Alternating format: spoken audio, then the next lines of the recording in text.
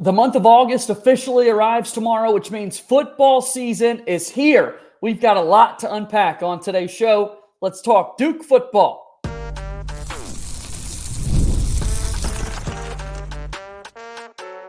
You are Locked On Blue Devils, your daily podcast on the Duke Blue Devils. Part of the Locked On Podcast Network, your team every day.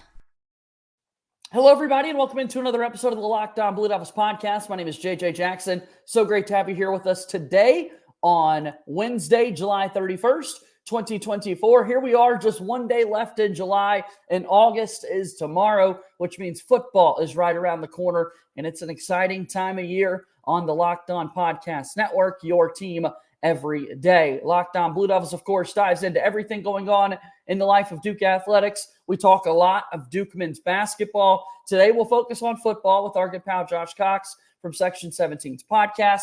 We've got a Mailbag Monday on a Wednesday that we're going to have some fun and answer your questions here today. People asking recent questions in the YouTube comments and on X at LO_Blue Devils about the Duke football season. Josh and I got a chance to connect last week at ACC kickoff in Charlotte, and so we'll have all of that coming up on today's show. Again, if you have not done so already, please be sure to follow and subscribe to Locked On Blue Devils for free wherever it is that you get your podcasts. Also, make sure you leave us a 5-star rating and written review. Watch the show each and every day on YouTube, if you will, please, and then subscribe to our YouTube channel. Really do appreciate your support. We're nearing 2,500 subscribers on YouTube, which is a really exciting milestone that we are chasing. All right, so without further ado, I'm very excited to bring him on to today's show, none other than Josh Cox, back with us here on the program this week. It's good to see you, my friend. Yeah, man, good to see you again after finally getting to meet you in person there in Charlotte at ACC Media Days and kickoff there. Really cool, and yeah, looking forward to it. Football season's officially underway. Yeah. Just a week ago, you and I are in person. 1 week later, we're back to our typical virtual setting here, but Duke football continues to be the topic, both when we're in person and on podcasts like this. So we had mailbag questions that we wanted to get to, and then ACC kickoff through the schedule all around. So why not give folks a little bit of mailbag content on this Wednesday? So Josh, let's get going. This question was sent in actually prior to ACC kickoff, and we got to hear from the quarterback himself answering it. I might be giving away too much before I even say the question. Here it is. What former or present quarterback does Maalik Murphy remind you of? Yeah, so we were able to ask him that question, and so I'll tell you who he said, and then maybe we can discuss, maybe some other people. But he mentioned Justin Herbert, and I really like that comp. Both big guys, both prefer to throw the ball. But probably both of them have the physical capabilities to run the ball, but they would prefer to throw it. Like I said, that cannon of an arm that Herbert has is definitely comparable to what Maalik has. And so I like that, that comp. Maalik, obviously being from California, ties out there, and Herbert, QBing out in California right now with the Chargers. I like the comp. I do think one thing that Duke fans will need to understand that Maalik's preference is not to run. So, I'm not sure what the offense will look like with him, with that in mind, because Duke's been used to having, the Riley Leonard type for a little bit. So it's going to be majority throwing. I'm trying to think of other comps, JJ, and I'm trying to think of like those bigger quarterbacks, right, that could throw the ball. He's got a better arm than this, but I was thinking of like Roethlisberger. Kind of reminds me maybe a little bit of his build, and Roethlisberger obviously liked to throw the ball a lot more than he liked to run it. I think that might be where the comp there stops. And maybe to a lesser degree, Jameis Winston. Maybe doesn't have the personality that Jameis Winston has. Sure. But those are my comps. I don't know if you think of anybody else on your end, but that's what ran through my mind. Yeah, everybody was it took everybody a second, because I don't know that we expected Maalik Murphy to have, he very quickly said Justin Herbert when you asked him the question, was kind of ready for it. And I think it just took us a while to process and then go oh yeah, wow, I can see that. I think that does kind of fit in that sort of thing.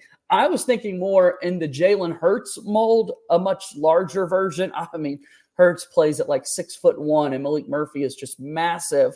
But, Hurts, really strong arm, but not necessarily known for his running. When he needs to get out and move, a lot of people thought, oh, yeah, this guy's going to go to the Eagles.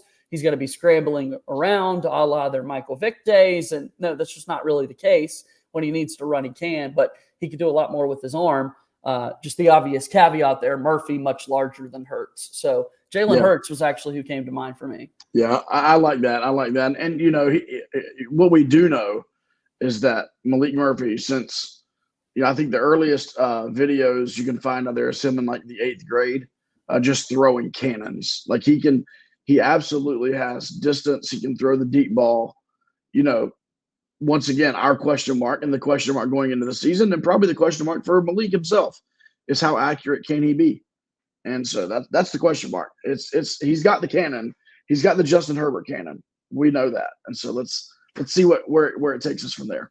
All right, let's go ahead and we'll take an earlier break here on the program today. We're going to talk quarterbacks. When we come back, we'll take the lens away from just strictly Maalik Murphy. So a good time to step aside and take our first time out here on today's episode of Locked On Blue Devils.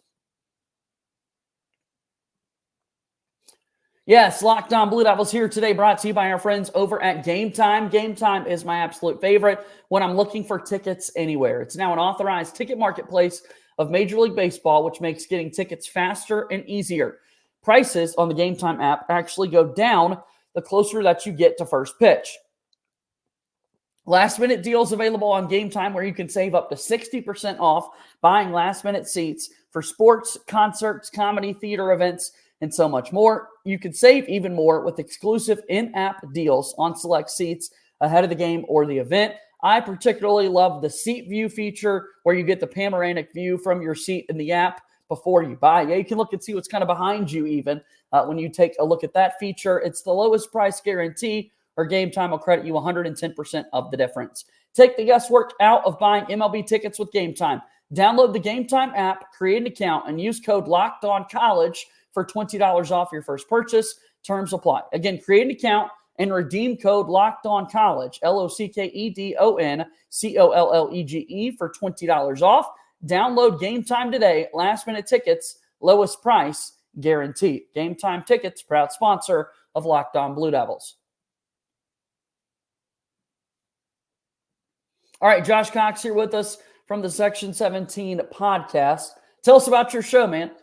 Yeah, so we cover Duke football. If you're new to this show, I'm on here pretty much every week. So if you're not new to the show, you already know the spiel. If you're new, get used to Josh Cox. He's here often. Especially this football season, we'll extend into basketball for sure. But yeah, so we cover Duke football. We had a guy at practice yesterday, today, that was, watching practice, seeing what's going on. So we cover it from the media perspective, from the media side, but also from the fans' perspective, right? So we try to keep that. We just released 3 videos introducing a number of transfer portal additions to the Duke roster. So there were 3 separate videos. If you want to see them all 3 together, if you go to DukeFootballTalk.com, you can see them all curated in one post. But that's kind of to get to know you. We mentioned Maalik Murphy already. He is in the final video there. You can see some of his favorites and whatnot. But we try to give you that kind of look, and then we'll let you guys know here on Locked On. We got 2 videos releasing here in the next few days. Some behind-the-scenes footage and coverage of the Duke football program that you've probably never seen before. And so we're giving you that as a teaser.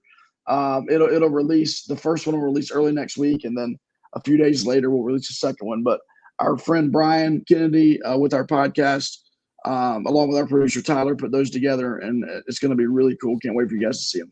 Yeah, go check it all out. Duke Football Talk, and of course the Section 17 podcast. We just talked a lot about Maalik Murphy at the quarterback position. He was one of 2 quarterbacks actually at ACC kickoff as Grayson Loftus was there. We got a mailbag question from one of our favorites, Devil in a Blue Dress, at Devil in a Blue Dress on X. Sends in a good number of questions here. How long will the starting quarterback's leash be, given that we have a couple of good options here? That's a good question. you've got guys that you feel comfortable with, and coaches, like to talk about, is it a couple of bad plays and then we make a change, or if things aren't going so well, you got to stick to your guy. What does that leash kind of look like as you look at these quarterbacks? Well, yeah, let me say, first of all, the clip that was shared earlier this week from the first day or two of practice shows Henry Beelan throwing again. And so Henry had a kind of an odd injury with his shoulder. And the only thing that really was helping it, from what we were told, was rest. And so they would try to get him to throw some at the end of the year, and he would re-injure it. He would try to get him to throw some in the spring, he would re-injure it. Well, evidently the rest and the time has healed it. From what we can see, we have no insider information there, but he's throwing the ball. So not only do you have Maalik Murphy and Grayson Loftus, the two that were representing Duke at ACC kickoff, but you also have Henry Beelan, the third quarterback there. I do feel like the race for QB1 is between Grayson Loftus and Maalik Murphy. Obviously, Maalik Murphy was the crown jewel of the transfer portal for Duke. And Coach Diaz went after him strong in the transfer portal. He has shown up. He's got a big personality.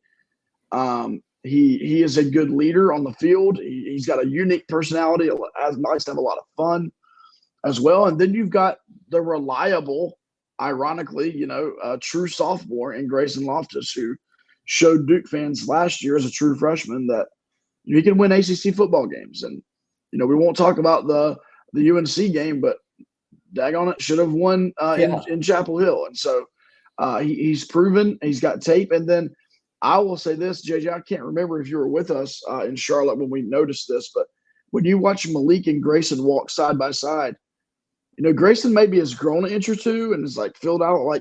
He's not that much smaller than Maalik. I mean, Maalik is still a big dude, right? And you still think of Maalik as a defensive end.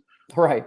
But Grayson is bigger than what you think he is. And so anyway, all that to say, sorry, that was the pregame. That was the appetizer. To answer the question, I believe whoever Coach Diaz and Coach Brewer name the starting quarterback will get a significant leash, but the leash ends at some point, right? So if it's Murphy as QB1, listen, Grayson Loftus is going to be chomping at the bit. He's going to be ready, right? And he's going to show it at practice, and they're going to know, hey, if there's been a couple of interceptions thrown, and we're on our third interception now in the second half, the coaching staff is going to know, hey, we've got a guy that's ready to go right here, and then vice versa. If Grayson wins that, I mean, obviously you've got the guy that you went out on a limb to get in the transfer portal with the insane talent that Maalik Murphy has.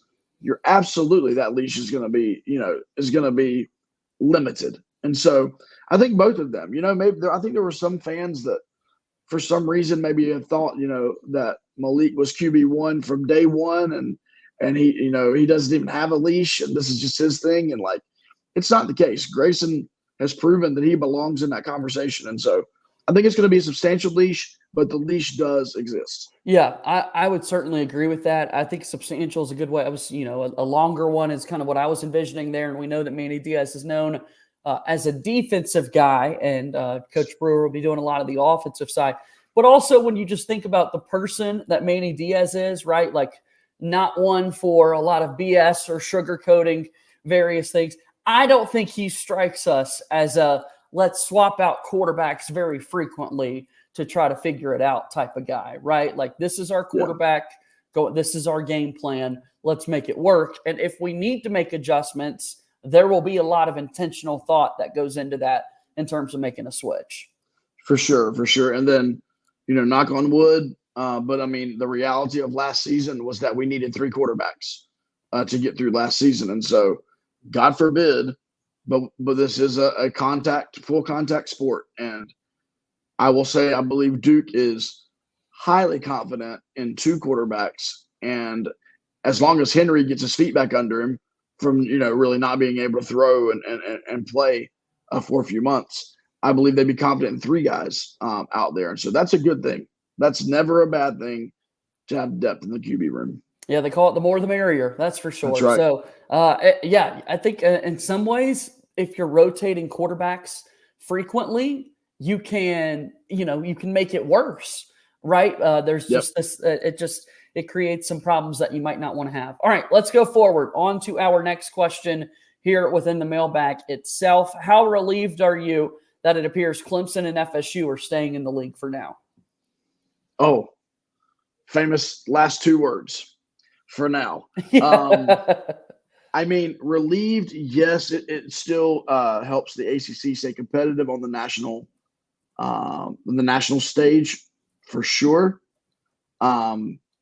Obviously this year with the playoff expanding to 12, I mean, there's a very realistic chance that both of those teams could represent the ACC in the college football playoff this year. Absolutely. However, there's this really interesting thing in life, and it's called money. Yeah. And at some point in time, the ACC dam is going to break. I don't know when that's going to be, but the dam is going to break. And these teams, there's more money being offered in the Big 12. There's more money being offered in the other conferences for sure, but the Big 12 seems to be where those two teams would land. And I don't know what that's going to look like. But to answer the question, I am definitely relieved for this season and probably next season. Who knows? But at least for the next 2 years, we think that the ACC will stay intact. And like I said, if you remove Clemson and Florida State from the national conversation from the ACC, things get a little difficult. It's a little bit of a difficult sell with the rest of the league. And so I'm here for it. You don't say. Yeah, I think it's exciting to have them around for a couple of more seasons. But if it ultimately does end in a different direction for those programs, that's just going to be really weird and take a while to get used to not having those folks in the ACC. All right, we'll take one more time out here on the show today. And then when we come back, we begin to kind of wrap things up. A few more questions here talking Duke football, mailbag episode of Locked On Blue Devils. Locked On Blue Devils here today is brought to you by our friends over at eBay Motors. Passion, drive, and patience. It's the formula for winning championships, and it's also what keeps your ride or die alive. eBay Motors is everything that you need to maintain your vehicle and level it up to peak performance. Superchargers, roof racks, exhaust kits, LED headlights, and more. Whether you're into speed, power, or style, eBay Motors has you covered. With over 122 million parts for your number one ride or die, you'll always find exactly what you're looking for. And with the eBay Guaranteed Fit, your part is guaranteed to fit your ride every time, or you get your money back. Because with eBay Motors, you're burning rubber, not cash. With all the parts you need at the prices you want, it's easy to make your car the MVP and bring home huge wins. Keep your ride or die alive at ebaymotors.com. Eligible items only, exclusions apply. It's eBay Guaranteed Fit, only available to U.S. customers. Our show today is also brought to you by our friends at Factor Meals. That's right, one of our sponsors is back here in July, heading into August with 35 different meals and more than 60 add-ons to choose from every week. You'll always have new flavors to explore. Crush your wellness goals this August with dietitian-approved meals and ingredients that you can trust. Make your day delicious. From breakfast to dessert, stay fueled with easy, nutritious options. Treat yourself to restaurant-quality meals that feature premium ingredients like filet mignon, shrimp, and salmon. Head to factormeals.com/LockedOnCollege50 and use code LockedOnCollege50. That's LockedOnCollege50 to get 50% off your first box plus 20% off your next month. That's code LockedOnCollege50 at factormeals.com/LockedOnCollege50 to get 50% off your first box plus 20% off your next month while your subscription is active.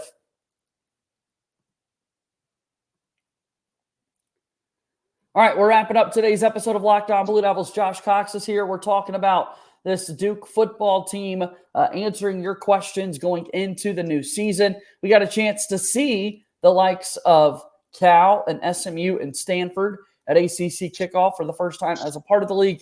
Talked about them previously, but someone just kind of wants to know which football program will add more to the league in the short term and the long term. We've kind of talked about the history of these programs. How would you see this? I guess for me, you foresee those California schools adding more to the league long term because it's just going to take a little while to get used to them being in the ACC. Is that the right line of thinking, you think?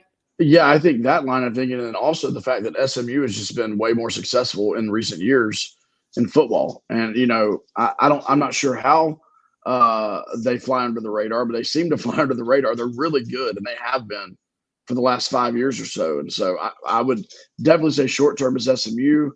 They took an interesting road to get into the league. They forfeited, I forget how many years, but they forfeited a couple of years of revenue share to get into the league because they see the long-term benefit from where they were. And so I think the short term, it's going to be SMU is going to provide the most. I think long-term, you're probably looking at Stanford just because I feel like Stanford has been able to have some more, maybe a sustainable success.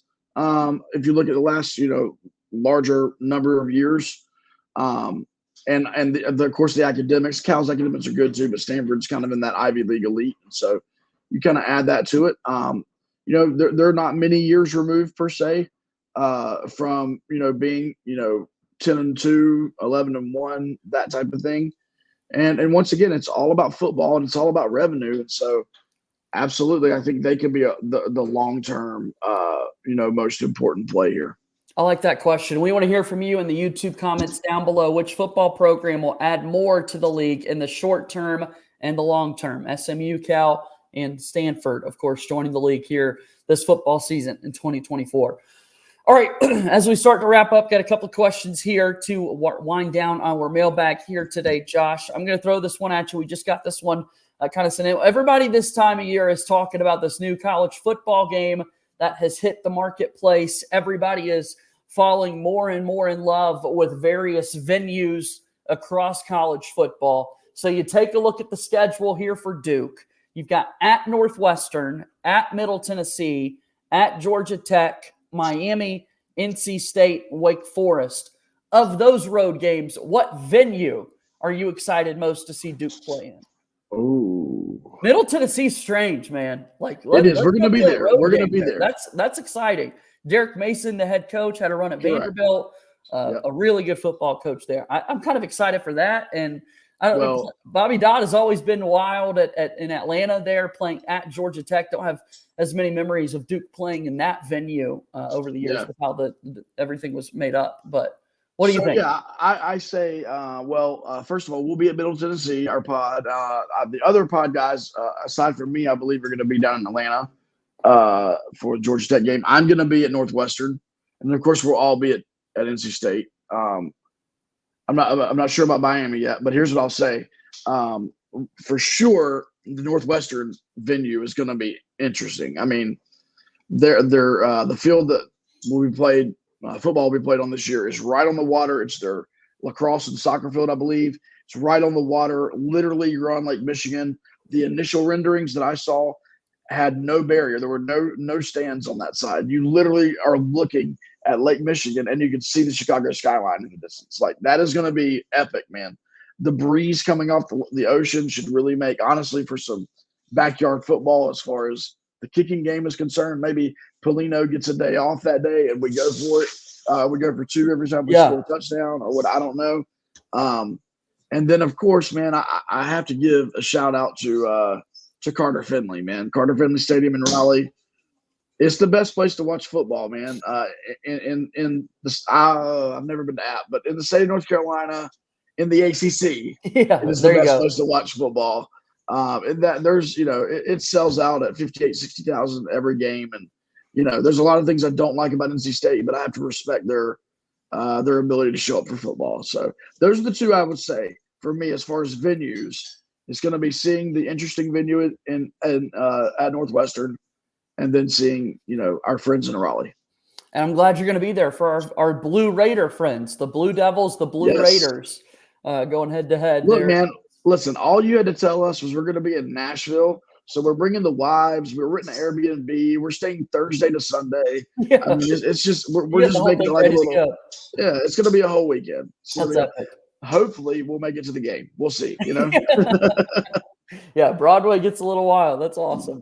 Well, Josh, it's so great. Speaking of venues, JJ, speaking of venues, I mean, I have a question. Yeah. I didn't send it in the proper channels. Yeah, go ahead.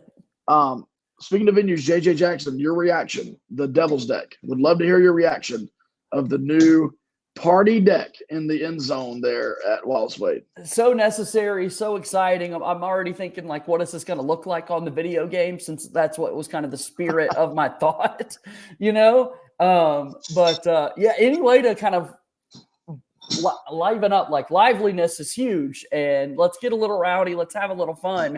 I think it's going to be great. I think it's a big addition for Duke. What do you think? Yeah, I mean, it's an improvement, right? And it is where, I mean, you see a lot of venues in the work that you do, and it is the wave of the future. I saw an article and didn't get to open and read all of it, but just saw the headline about Tennessee, University of Tennessee at Neyland Stadium. They're adding some more social stuff like this. And so, hey, I didn't think this was it, but 10 years ago, who would have thought you would be sitting on a couch potentially in an area like that watching football, or throwing cornhole with your buddy while you can still watch the football game. So pretty awesome.